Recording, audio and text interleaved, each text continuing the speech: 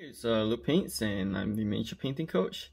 And this is my own personal painting vlog where I work on the my miniatures and challenge myself with something new. And we're still on this Bretonnian Sorceress that I'm working on. And so I do these vlogs. If you're new to this series, I do these vlogs slowly. I don't speed up anything. And the reason why I do it in this way is because I do have noticed that the way YouTube videos are done right now, there are a lot of people who do either really sped up videos or either these like 2-hour long videos that's just kind of difficult to get through. So to me, it felt like half an hour episodes were just fine enough for myself and the people who maybe have my own kind of temperament to be able to kind of fit into their time. And I'm actually glad that there are a few people right now at the beginning, because this video is still early on in my YouTube channel, and my YouTube channel is really new at this point in time, right? They enjoy this time frame that I've kind of locked down into. So that being said, if you're new to this video, there's the chroma, the color chroma up here. There's the brushes, the list of brushes and paints that I use down here. There's a reference I use here, and this is the main camera. And that is the camera that you guys can see my hands and how I do things. I am painting through looking at this camera, so how it looks like really is just kind of me doing like this, and my head is on the opposite side. So this is so that the guys who maybe have eyesight issues or anything like that are able to just kind of rely on me just kind of zooming in like this, whoop, and then we can kind of explore the miniature together and the small little changes. Okay, so where were we? Okay, so now I'm at a place where I'm trying to bind together the parts of the miniature so that it feels a lot more of a big whole. And the last time we had wanted to get the chest piece on this miniature, more together. So let's do that.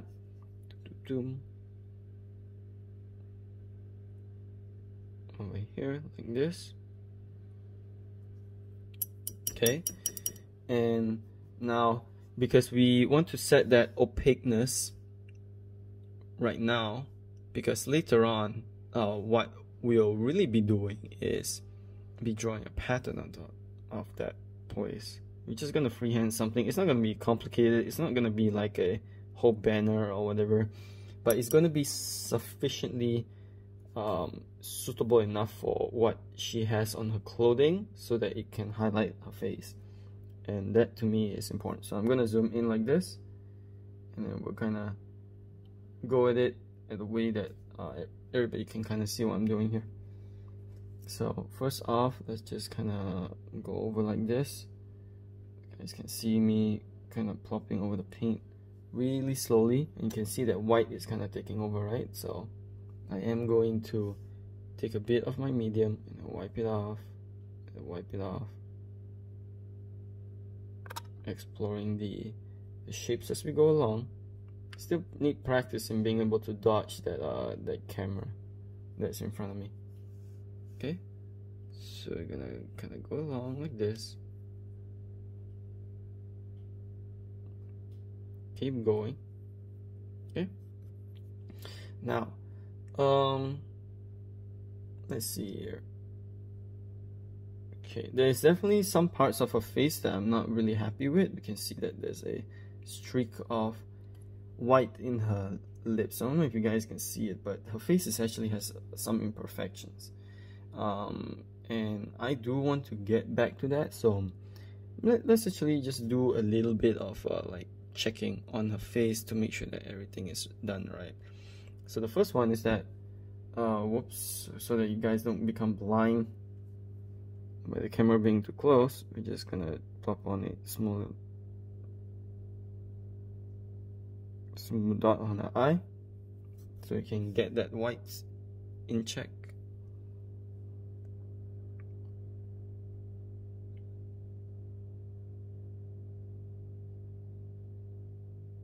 There we go.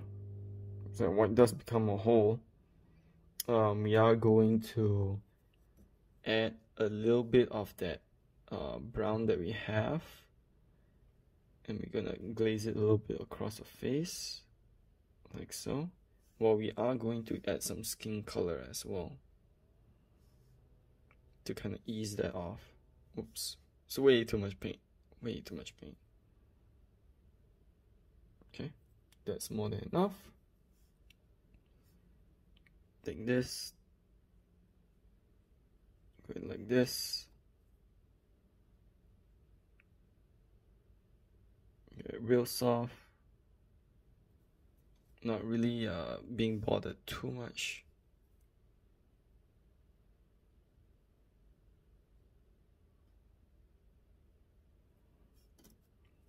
Really soft.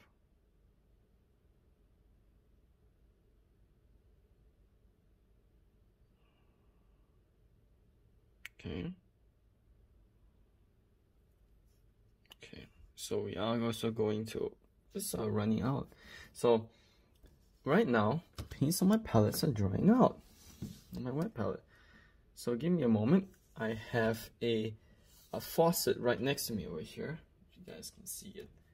So we're just gonna turn this over here so you guys can see. I have a small little faucet that's right there, and let me just kind of put this over here while I fill it up. Oop, there we go.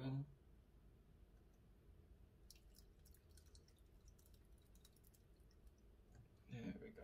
So I actually keep a filter right next to me while I paint, so that if ever like I ran out of water, like I can just do that. And it's, you know, it's just a tank. So if we look over here, like this is a small little tank that I have at the corner of my room, where I just kind of have this in place, and it's just a portable tank, water tank. That's it. You can kind of like compartmentalize all your stuff on it. Okay, then now we're going to revitalize these paints. So some of these paints, especially the ones to do with skin tones in the white and stuff with yellow in it, are becoming way chalky. So we're gonna stop them from freezing. I believe that's a chemical term for it. It's called anti-freezing of minerals, liquidating them. Which is that what we're doing is that we're using this method, which is I have a really thick batch of diluted, because I put it in the wet palette for so long that this slow dry medium. And let me show you guys what this thing actually is. So it's this batch of Liquitex slow dry blending gel. It's retardant because that's what it really is. It's a gel medium with lots of retardant inside of it. And what that means is that if you're comfortable with using gel mediums like I am, then you can just kind of take all this and just kind of plastering in your paint and basically make tinned out paints. And this is kind of like how I do. Every once in a while my paints dry up, because I'm actually taking advantage of the fact that I come from a pretty humid country, in that I paint at a pace where after the paints dry out, I tin them with gel. So if the original paints did not come with gel, I actually tin them with gel, and they have a gel fluidity. So it's actually a lot more easier to control for what I prefer anyways. So some people, this is really up to preference. Some people would rather like mix with inks and all that, and I do like mixing with inks to some extent, but I do believe that at the same time it does become a little bit too smooth, in the sense that I do like to have a little bit more expressionism on a lack of control with paints. Is I don't know how to describe it. It really feels like there's a bit of fun in being able to tame something that's kind of going all over the place, and then you being able to take those tiny little that limitation of paints not being quite as sticky and as fluid, and then bring it all together so that you can make the strengths of how those pigments are so strong, and then add them all together. So right now I'm just kind of like tinning each and every one of my paints with this this gel medium, and I just kind of like go through my mixtures like this, kind of pop it in. take a bit of this gel medium, make sure that this black over here is revitalized. I think that's how green stuff calls it. And then take a bit more, add to my brown inks. You can see that those brown inks get activated immediately. You can, by the way, add anything in here. So I sometimes add Vallejo's matte medium, and I recently bought AK Interactive's matte medium thanks to I think Trent Dennison mentioned in his video, and I really saw the results. And I think most other videos you couldn't really see the results as clearly as in that one, so it convinced me not that I needed to get it. And I had a store that had it really recently, so I got really lucky. Alright, so that's me just kind of revitalizing my paint so you guys actually see how I do that. And now I am going to work on, what was I working on? Oh yeah, a face, right? So we're gonna take that piece of brown like this, and we're gonna dab it on her face like plop, plop, plop. And we're gonna go close. That's how we normally do it. And then we're going to add this brown in here, because brown has gray in it. So I need to be extremely careful with how much skin I need to add on top of that brown. So I just like top once, and that's that. Like, that's too much, right? So I'm just gonna keep taking that brown, which is originally inks, and just kind of flood it out like this, so that it goes into the recesses, right? And I just remove it from the recesses. Now, there's several ways that you can handle when paints go into recesses like this. I actually do this a lot purposefully so that I can just kind of get the effect I want, be lazy about it. Now, I know some people like, they try to be extremely accurate and things like that. No, I just kind of like do it like this, and I go through several layers on top of that. It looked like a tissue, like you saw what I did over here, and just kind of like turn it around like this and just use it as a brush and just kind of absorb that water on the just in that way. And I believe there's a name for that in terms of art, but I can't remember what it actually is. So I'm gonna go again and add more. So you see me kind of do this thing, just plop, plop, plop, plop, plop, plop, and then I take those inks and then I mix the inks and the skin tone variations right together, so that dark blackness gets eaten up and it doesn't seem so dark anymore, right? Okay, and then we just keep going. We can see that those changes has already begun taking shape, and it's okay. Not satisfactory yet. Never satisfied. Usually, like, no good artist is ever satisfied. There's always something to prove, and which is great. Never-ending journey. Isn't that a movie with that name? Okay, so we're just kind of going down here, go in here, and then we're gonna add a little bit of that ink up in this way, because we do want to translate it. We don't want to mix it and have it blend more appropriately with the rest of the face. So we're just gonna add some medium, and we're going to go at it real slowly, softly, and then we're gonna touch up at places that maybe have missed what we're talking about, right? So you can see that whoosh, soft, really soft. And we're gonna continue on like this, boop, boop, boop, boop, boop. Right? Okay. Now, so here, softly. Right? And then notice how there's a little bit of black there, so we're gonna slowly get rid. Whoops, too much. We're gonna thin that out a little bit more. This is where we're gonna apply actual thinning. Oh, there we go. Right? So a little bit more. Personally, I don't do this too much because I find it really boring. Once in a while it's okay. Once in a while it's fun. So now we're just kind of sketching. So to me, what I actually do a lot in my art school days, and when I generally draw as an illustration, I love drawing women's faces, because especially women who has a lot of makeup on, because those kind of blends are ridiculously tough to get. Like, it's easy for me to draw old people because I tend to be more of an expressive guy, and I really love 3D shapes. I love those bumps. So if somebody asked me to draw a old lady's face, like a grandma or something, especially somebody who's seen a lot of grit and a lot of problems in life, right? So you have all the character in that face. I love drawing all that. And so drawing something that's more on the chaotic side, that has a lot of story to tell due to the harm that they faced, or he or she has faced. To me, that is like easy.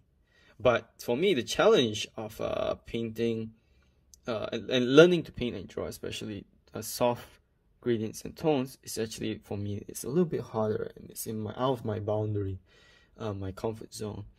So I think everybody has that kind of like small little things where they're trying to figure out while they're painting in order to improve. And so for me, well, that's that.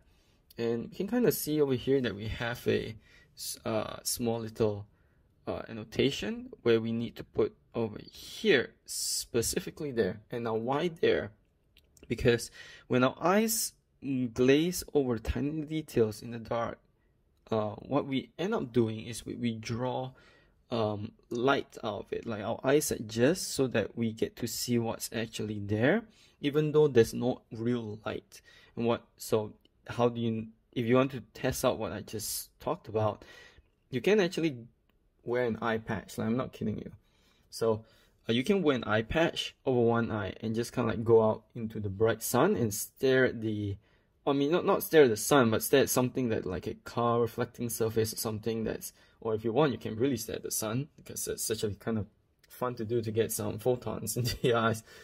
No, what happens is that, and I'm not suggesting anybody do that, by the way, but if you do that, then what happens is that you go back indoors, you look at the room and whatnot, it's like pitch black, right? But if you take out that eye patch and then close that eye that's been out in the brightness, first of all, you have like this weird where half of your vision is like bright and half of your vision is like pitch black, and then like you can kind of see like half of your imagine if you had how you look at things in real life, like split up. And that's insane. It really goes to show how much like human eyes are able to adapt with the darkness and all that. And you can do lots of fun things with that. So I would do experiments like that once in a while to really test out my perception of light and color. Okay, that face is coming along really well. Right, so yeah, this is interesting. And then what happens is that if you use that eye patch, the eye that's underneath the eye patch, and go out into the sun again, and then close the eye that's have been exposed to the sun, what happens is that suddenly everything will be like ridiculously bright. Like, what the hell? So, whoops, not supposed to swear there. Gotta keep it down. Might be kids watching. But anyways, so it's of course going to be incredibly potent, because your eyes are able to just kind of like change according to the way how much light there is in your environment. And that allows, I really love that, like that allows for you to be able to notice the subtle changes in the darks. And so Jin Scott has this Darth Vader that he painted. So if you know Jin Scott, you should look him up. SYNDJINN. I hope I didn't screw that up.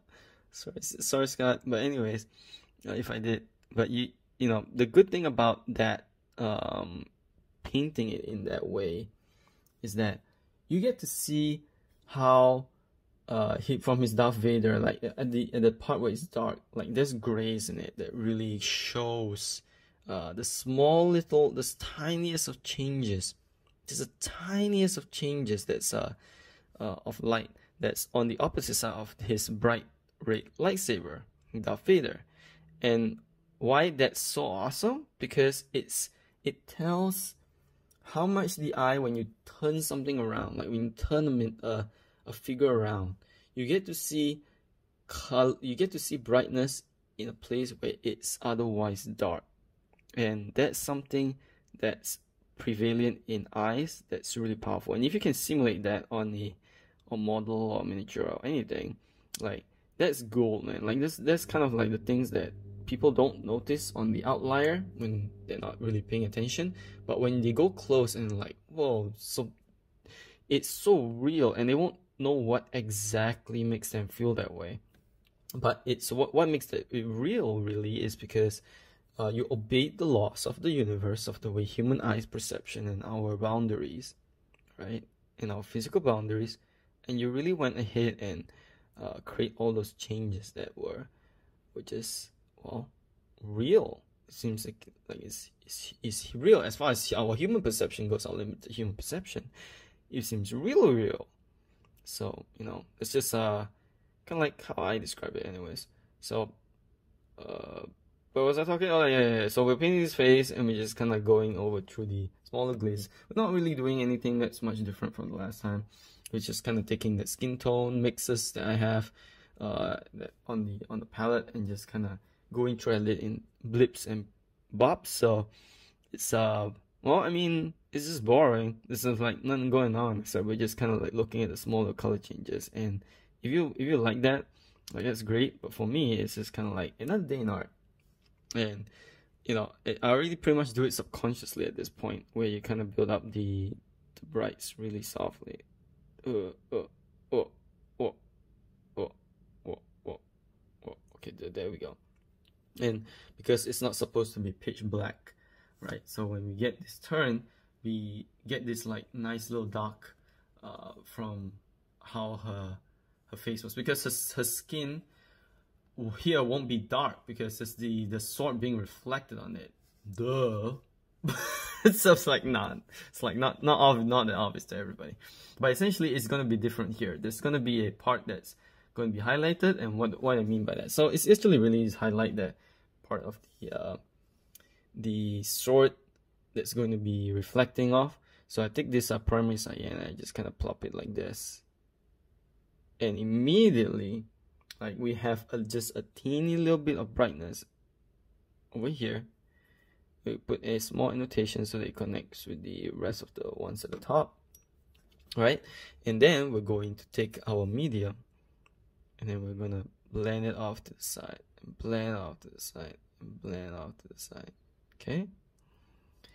And then, I mean, we're just gonna take our skin tone after that. So notice how most of my highlights I'm using skin tone, I'm not actually using white. Okay, there we go. Right? And then we just go ahead and take more of our medium, add a little bit of water to that. And by the way, I do have clean water, and I'm tinting with water as well. It's never, you can use everything that you have at your disposal. Right? So what I'm mostly placing on now is water on those parts. And we're just gonna take a little bit of that teal, whoops, and then we're just gonna douse it on here, and then you see how that nice little blue kind of adds into that shape at the bottom, right? So let's just go ahead and take a little teal, pop it on here to the top, and then we're gonna take that skin tone that we made earlier. Make sure we get this part to be a lot more streakier, because then it actually shows the curvature of the clothing, because there's a bit of a darkness down there. Okay, whoops. So then we're going to take a little bit more skin tone, and then put it down here really softly, down here very softly, like that. And we are also going to take some water, clean water, to kind of slowly dissolve that out.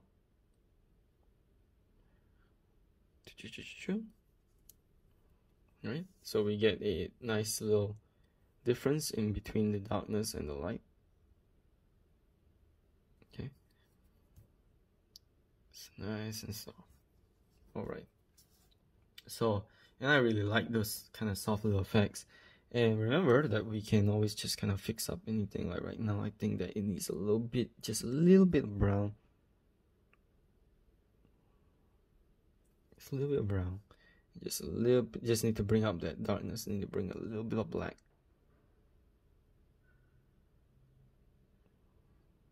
Like so, from underneath. Okay. And just kind of have it sit like that. We can kind of see that how those shapes start to really collide. And we're just gonna take a little bit more black. And we're gonna go over this part because it's just way too bright. Let's just kind of simmer it. Settle down. That fold is way too bright. It needs to settle down. We're gonna bring back our magenta. Just a little slow. It's a little bit. I have cat fur kind of attached to my brush. Isn't that cute? Okay. So let's just kind of move that magenta down like this. And we can see that it's, for the most part, blended pretty well. There's a little bit here, but I'm asking myself if I want to keep that that nice little shade that she has underneath her boob. So we can see over here that it's the, oh yeah, it's like all we need to do is just make it green. So add a teal on top of here like this. Add a little bit really soft. Right? And then we are going to add a bit of yellow. Very teeny. Oh, whoops. Oh. Need some tissue and wipe that. Okay, we're gonna take a little bit of yellow. Make sure our brush is in the right shape again. And we are going to pop it on the couple of notes here. Push it towards the darks so that we get a nice little soft contrast. And then that's that. So it looks a little bit more barren now. Okay, so what about this armpit? Because the armpit is bugging me. Okay, so we are going to fix that. And the way we're gonna fix it, first off, we need to be extra careful with this.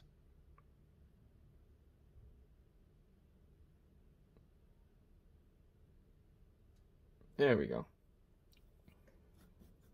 Okay, and then we're going to actually draw out that skin color on this side here. So we notice how we're mostly doing it various degrees of skin color at this point, stage and coloring the miniature. It's because we're kind of like blending the lights. We're making sure that the lights of the miniature are guided well, and this is where we get to really play around with the small little details. So what do I mean by that is like, for example, this part of the miniature which I really want to highlight a little bit more on this shape. So I get to apply more skin tones and make it into the shape and freehand basically, because the model does not have as thick a shape for that. So I'm going to draw out that shape myself, and then we're gonna get that brightness like so. And then after that, while it's still wet, while that white is still wet, I'm going to take some white, right, and just add tiny annotations of the brightest whites on the edge like this. And then you're just gonna allow it to flow, and including this part where the breast is just kind of curving in from the shoulder. And of course, we are going to make sure there's a little bit of brown in there because of when we did the undercoat. So we're going to make sure to get it like this because it requires a touch of the turquoise family.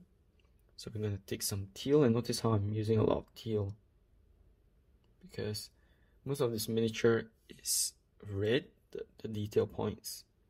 So we're just kind of flowing it through like so, taking it slow, and we're just allowing it to simmer in. Right? taking it step at a time. Step at a time. Okay, so you get to see that nice little transition. There's of course other things about her face that we should really touch up on.